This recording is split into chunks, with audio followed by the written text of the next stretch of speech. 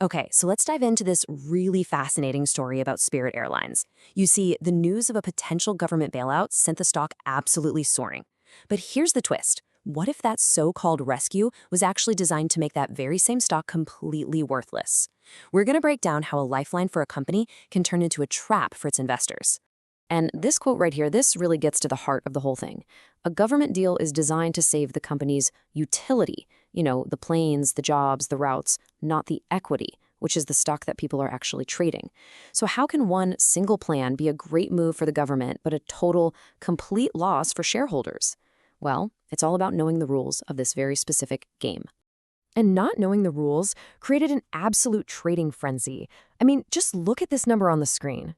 When word got out about a potential government deal, the stock just exploded, surging a massive 122%.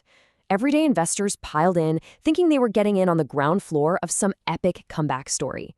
So, this brings us to the most important question of all. Was this huge surge a real sign that the company was turning around, a chance for investors to make a fortune? Or, as the slide asks, was it something else? A sophisticated financial trap that the pros knew how to sidestep, while a lot of other people walked right into it.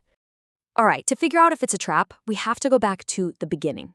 We need to look at the anatomy of this crisis. Because to understand the so-called bailout, you first have to understand the perfect storm that put Spirit in this mess to begin with. It all started with a geopolitical shock. As you can see from the data here, the price of jet fuel pretty much doubled in just a matter of weeks. Now, for an airline, that's like imagine if the rent on your apartment or the cost of gas for your car suddenly doubled overnight. It's a massive, existential threat to your entire budget. And this chart just shows how devastating that was for their business. Fuel costs went from being a manageable quarter of their expenses to almost half of them.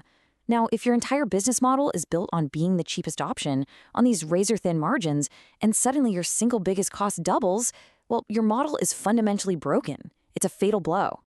It was a true perfect storm.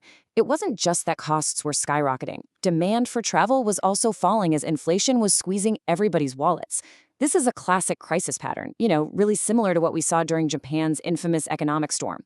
You have all these negative forces coming together at once. Costs go up, revenue goes down, and you get to this crazy, unsustainable point where it literally costs you more money to fly the plane than you can possibly make from selling the tickets.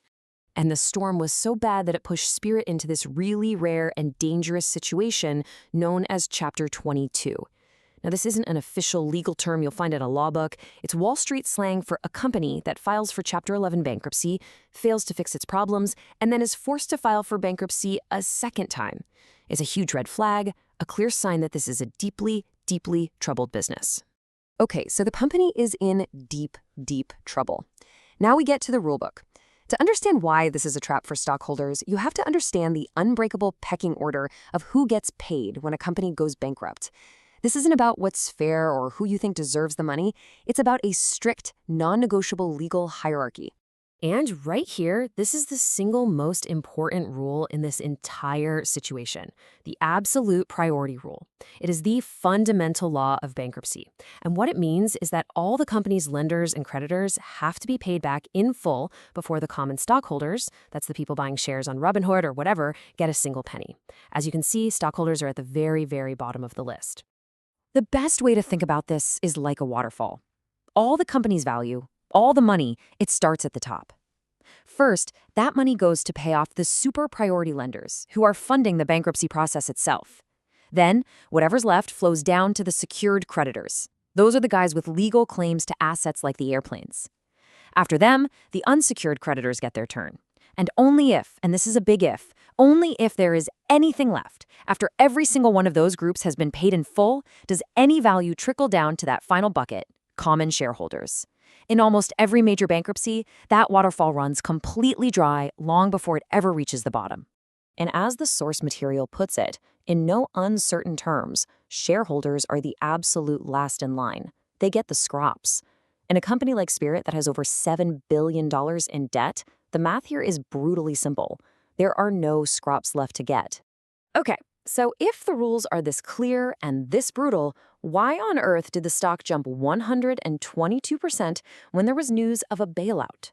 Well, it all comes down to a massive and very costly misunderstanding of how government rescues actually work and the price that Uncle Sam demands for his help. Let's be perfectly clear. A cash for shares deal from the government is not a gift. The government is not a charity. It's a strategic and sometimes even predatory investor. Its goal is to protect the public interest, which in this case means saving the airline's function, the jobs, the planes, the routes. Its goal is absolutely not to save the people who were gambling on the stock. And to make sure the taxpayer doesn't lose money, the government doesn't just invest, it cuts to the very front of the line. See, the government doesn't buy regular old common stock like you and me. No, they issue themselves a special VIP class of stock called senior preferred stock. Think of it like a backstage pass at a concert. It gives them priority access and something called liquidation preference, which makes sure the taxpayer gets paid back before any of the regular ticket holders, the common shareholders, see a dime. They essentially become the most important owner in the room overnight. And now for the fine print, and this is where it gets really brutal. In these kinds of rescues, the existing common shares are almost always canceled and declared legally worthless. A whole new set of shares is then issued to the old lenders and, of course, to the government.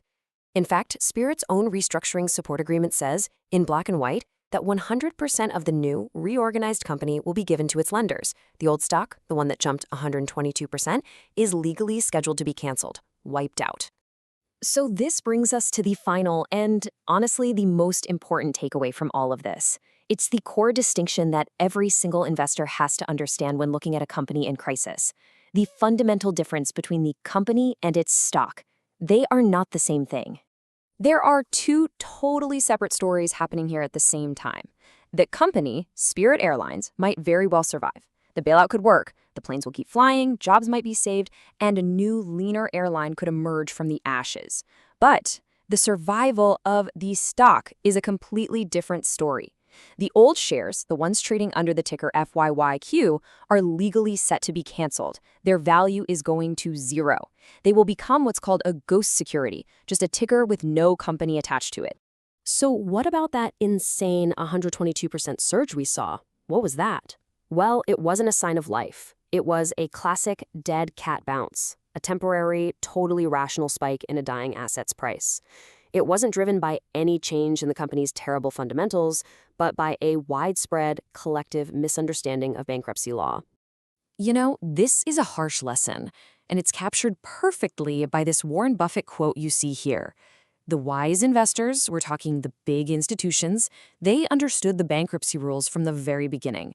They probably used that 122% rally as a golden opportunity to sell their workless shares to the fools, investors who were chasing a headline without reading any of the fine print.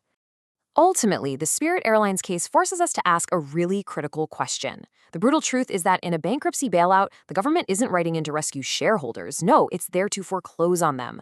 So the next time you see a crisis stock surging on bailout news, you have to ask yourself, are you betting on the survival of the business, or are you just buying a lottery ticket that has already been legally thrown away?